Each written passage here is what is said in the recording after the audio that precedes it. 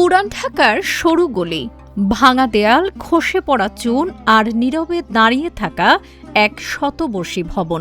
বাইরে থেকে দেখলে মনে হবে সময় যেন বহু আগেই থেমে গেছে এখানে।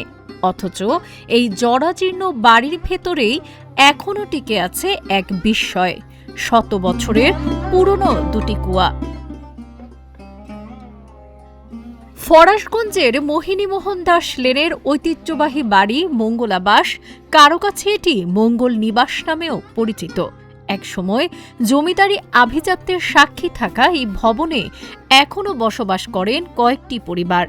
ভবনের একটি অংশ ব্যবহৃত হয় কলেজ ছাত্রাবাস হিসেবে, আর অন্য অংশে লিজ নিয়ে থাকেন স্থানীয় বাসিন্দারা।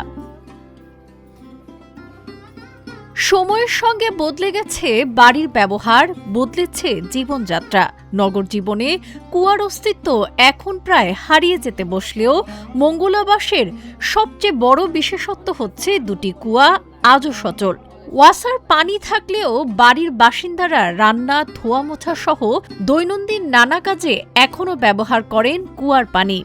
অনেক আগে ওইটা খাওয়ার জন্য ব্যবহার করতো। এখন কলের লাইন নিয়ে আসার পর ওইটা শুধু কাজে ব্যবহার করা হয়। কাপড় ধোয়া, থালা বাসন ধোয়া, কাপড় কাচা, ওইগুলোর জন্য ব্যবহার করা। বিয়ের সাথে হলে বাসন ধোয়া, পূজা, এই যে আমাদের বাসায় পূজা হবে, এই যে মায়ের মন্দিরে, সব কিছুই করে জল দেওয়া হবে। যে ভগবানকে দিবে সেটা এটা জল দেওয়া হয় না, সেটা কলে জল দেওয়া হয়।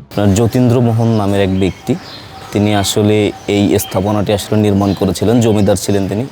তো ওই সময়টায় আসলে সে এখানে বসবাস করতেন, সে ব্যবসায়ী ছিলেন। তো ঢাকায় তার একটা বাণিজ্যের ক্ষেত্রে আসলে বসবাসের জন্য এই জিনিসটা নির্মাণ করা হয়। 47 দেশভাগের পরে তিনি আসলে এটি কোনোভাবে হস্তান্তর করে যেতে পারেননি, যার কারণে দেখা যায় তিনি আসলে কলকাতায় চলে যান। পরবর্তীতে এই স্থাপনাটি আসলে পরিত্যক্ত অবস্থায় পড়ে থাকে। পরবর্তী সময়ে এটি হচ্ছে স্বাধীনতার পরে 1971 পরবর্তী যখন আসলে আমরা কুয়াটা ব্যবহার করি, তখন মনে হয় যে গ্রামীণ যে আসলে ফিলটা আসলে না হয়, তার একটা ভালো লাগার একটা জায়গা আর কি। 12 পরিবারে ভাগ হয়ে যাওয়া এই বাড়ির মানুষের কাছে কুয়াগুলো শুধু পানিরই উৎস নয়, বরং দীর্ঘদিনের অভ্যাস, স্মৃতি আর ঐতিহ্যের অংশ। পুরান ঢাকার অলিগলিতে ছড়িয়ে আছে অসংখ্য পুরনো বাড়ি আর ইতিহাসের স্মৃতি।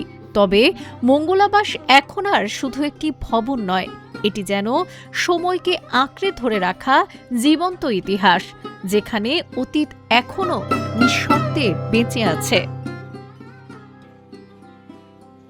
ডেস্ক রিপোর্ট, আজকের পত্রিকা।